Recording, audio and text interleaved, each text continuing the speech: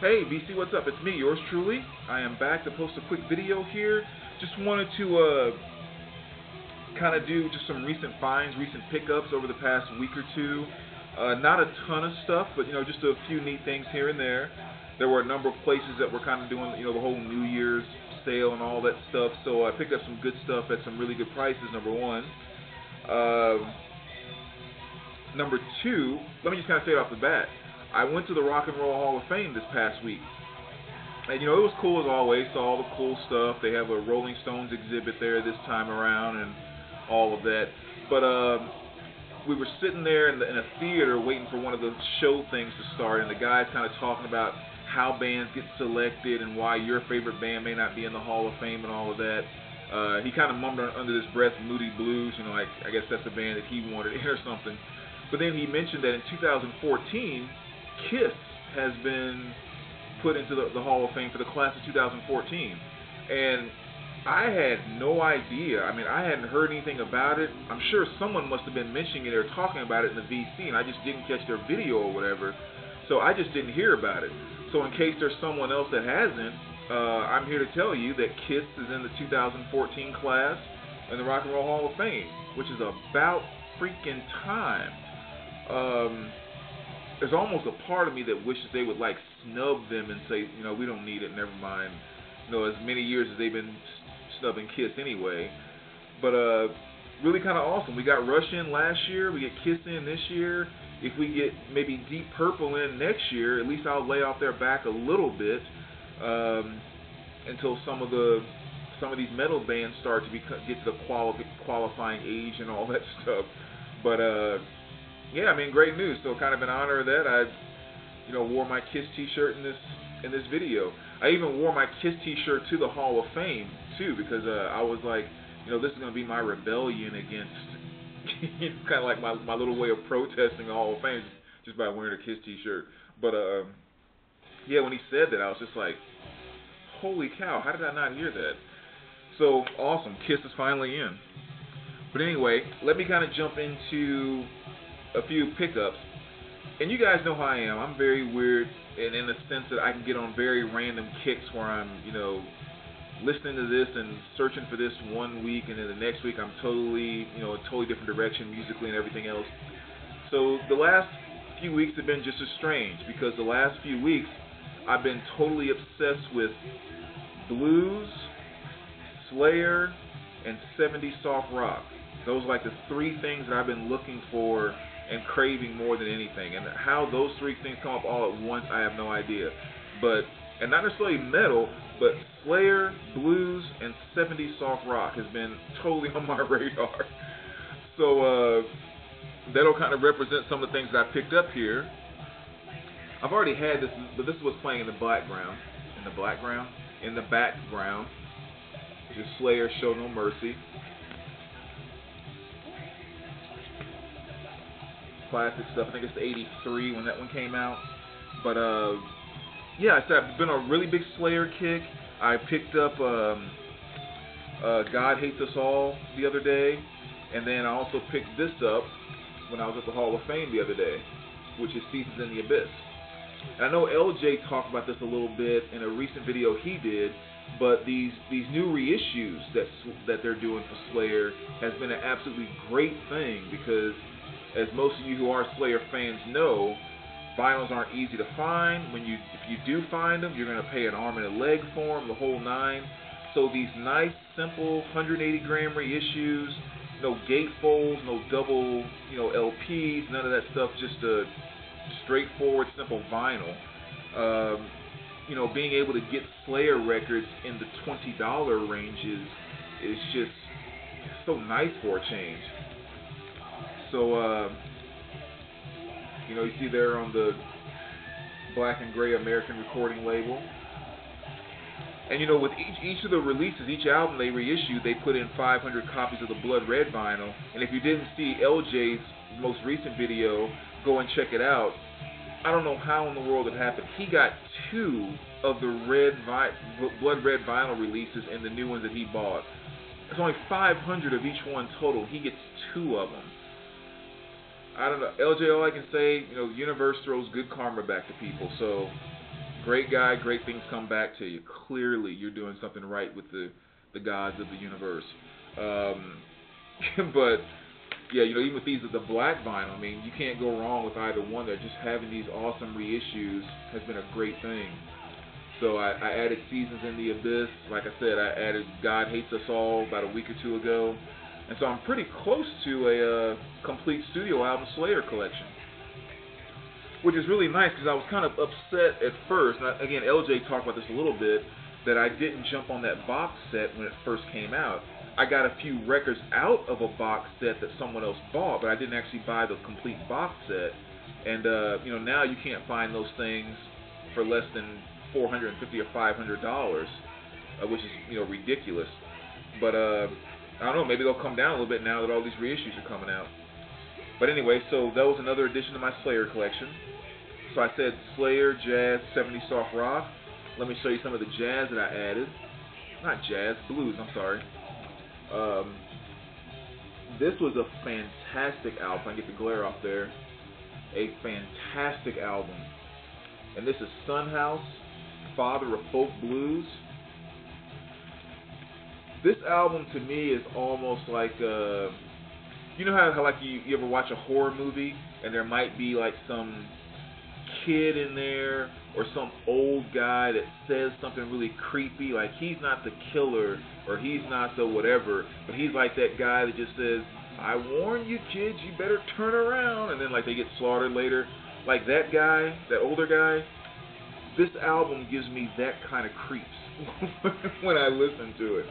And really what I mean by that is the amount of soul, or not soul as in soul music, the amount of his soul that comes out of the songs and the way that Son House plays and sings and everything. This is just old folk down home blues. One man with a guitar just singing with a richness and wisdom within his voice that it literally gives me the creeps because it becomes so real when he's singing. Definitely an awesome album. So if you're not familiar with Son House, make sure you check that out. There's actually a couple songs on here where he's not even playing the guitar; he's just clapping and singing, and it's just so like down south Delta, just wisdom rich type. I don't know. It's just all those different words and everything. It's just kind of the way I put with it to describe it. But I was very, very impressed with this album. Very good stuff. Very, very good stuff. And I know White from the White Stripes, he talks a lot about how Son House was such a huge influence on him with his sound, the way he plays guitar and everything else. So again, make sure you check that out if you're not familiar with it, because this is just like a man's soul cut into vinyl, literally. Very impressive stuff. Couple of random pickups here too.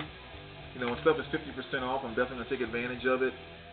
And here's one to add to my 80s collection, which is Joe Jackson, Night and Day, which of course has my favorite song by him, which is Steppin' Out, one of my just all-time 80s classics.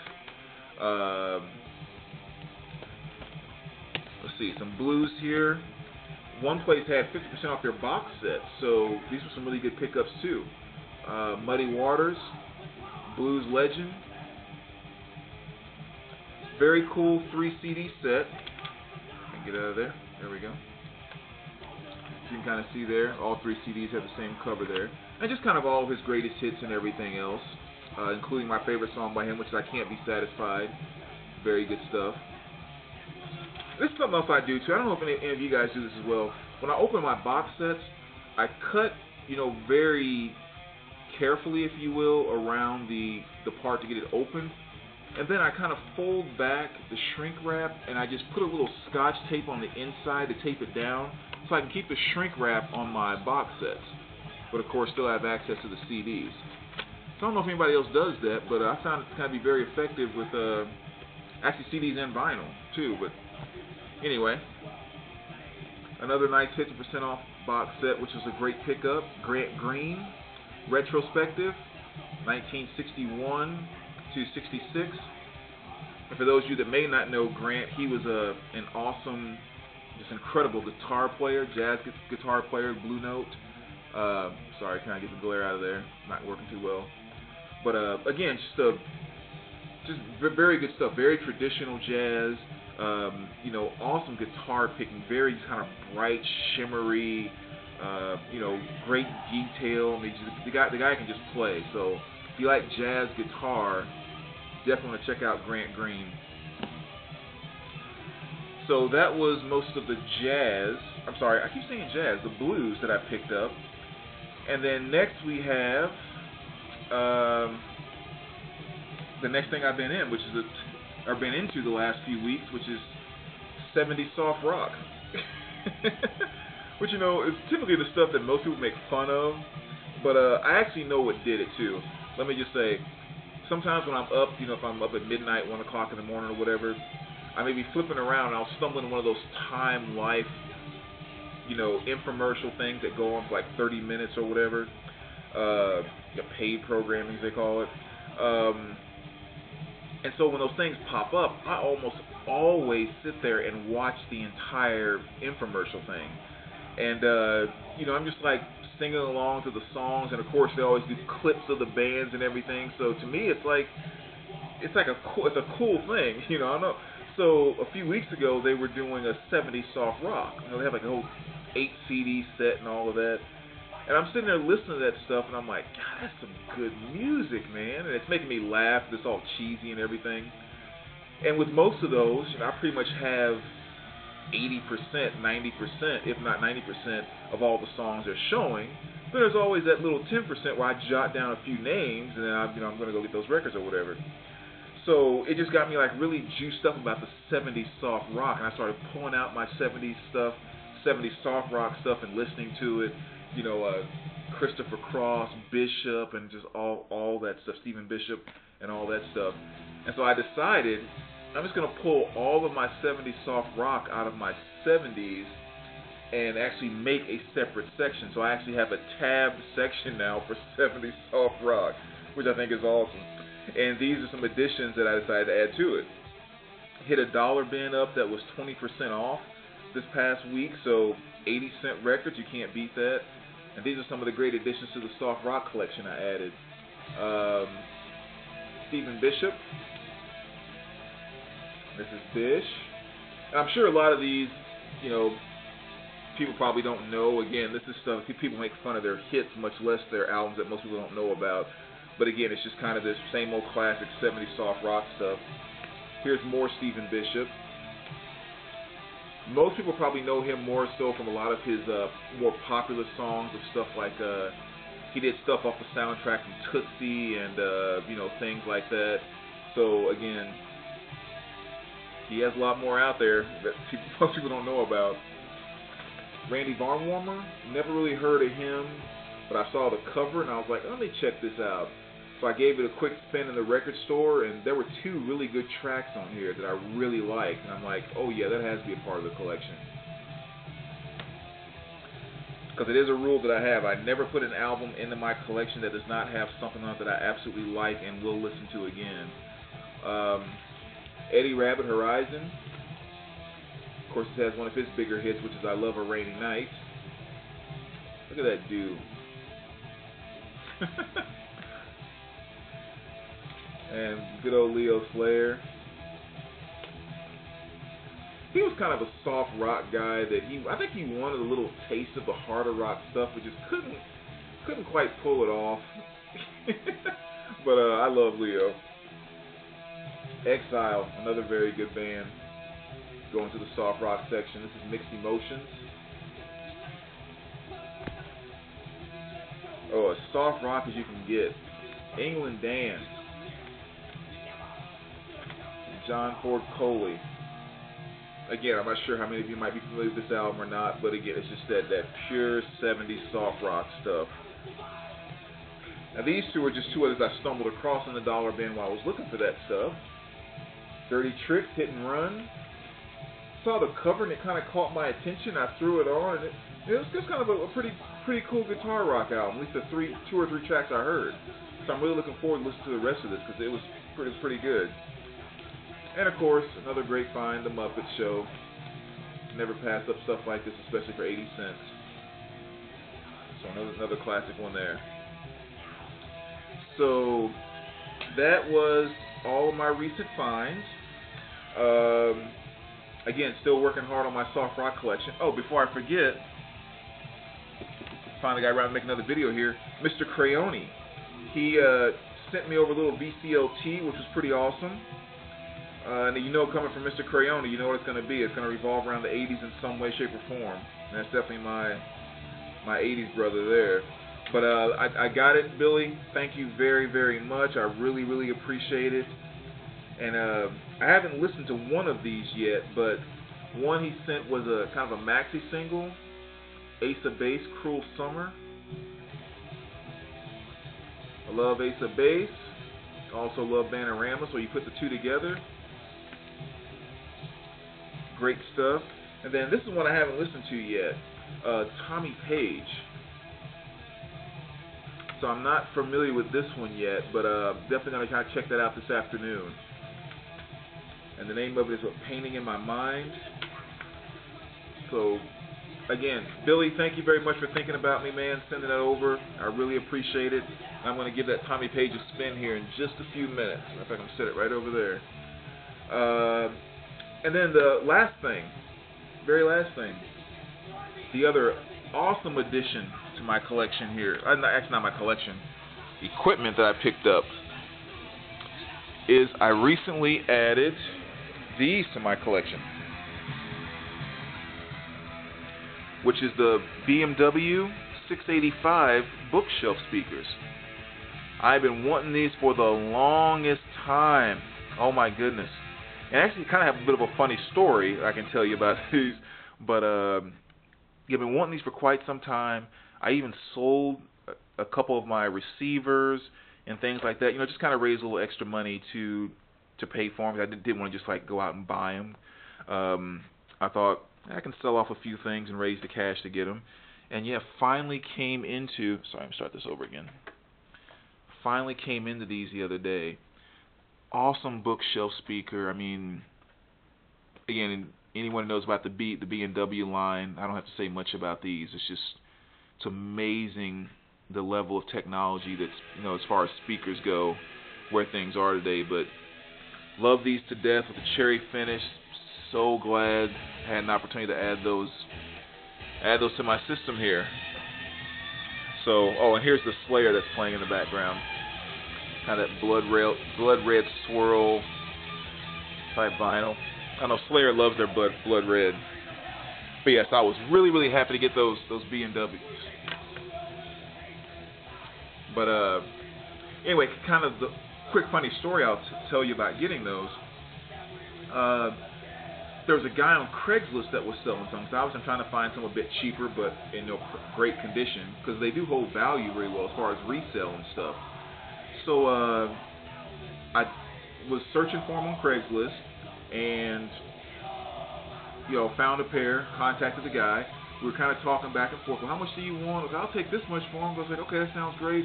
Maybe next Tuesday I'll come by. And okay, great. And then I asked him, how far do you live from downtown? Because I live in downtown, in St. Louis. And I said, how far do you live from downtown? He said, oh, I'm just south of downtown, and not too far at all, because I work downtown. I was like, oh, okay, great. So that night comes around, I call him and say, okay, I want to know if I can come by tonight. Yeah, come by around 6:37, that's fine. So I go to the ATM, check out the money I've been saving for it, and I type in his address in the GPS, and I start down the highway, which is taking me south of town, where he said he lived. I went down, and I get to a road. He tells me like the name of the street. I get to the street, and I'm looking. I'm like, I can't find the number on this street. This is a street. And so I call him, and I go, does your house have 4 white pillars in the front? And he was like, no, it sure doesn't. And then we started talking. I said, so where exactly are you? He's like, I'm by this highway and this highway. I was like, I'm not familiar with those highways. I said, I came in on this highway. I know where this. He's like, wait, what highway? And then he goes, wait a minute, where are you at? And I was like, I'm in the St. Louis area. He goes, I'm in Iowa. Somehow his posting and my search in the St. Louis search got crossed, and so when we were talking and started talking about locations, all I asked him was, how far are you from downtown? I never asked about the city or whatever. And of course I'm near downtown. And so we've been communicating all this time, so I was like almost heartbroken when I came back, and I'm like, oh my gosh, I found a pair at a great price, and this type of confusion happens. So the next day I go to this store that actually, a local store that sells new ones or whatever. And we're talking, and the guy tells me the price, and I knew what they were, and I was like, there was no way I was paying that much, and said I wouldn't spend that much money on them, even if I saved up that much for it. And then I asked him about, like, what if, like, do you guys sell the floor models that, the show models that you have? He was like, yeah, actually we have a big shipment coming in, so we might want to get rid of some of the ones we have out here on the floor. I'm like, well, tell me how much it is. And he comes back and actually quotes me a price for these brand new floor models for less than the ones I was going to get from the other guy. So all that happened in like 24 hours, which I thought was just like the funniest thing in the world. But so I'm glad that didn't work out, because I got a brand new pair for less than what I was going to buy them from that guy for. But anyway, those were awesome additions, and I wish there was some way through this camera or whatever I can actually share with you the difference in the quality of those speakers, because they're absolutely fantastic. So well, that's the longest video I've made in quite some time. So again, congrats, Kiss, new finds, Happy New Year to everyone, and as always, we will talk to you soon, VC. All right, take care, guys.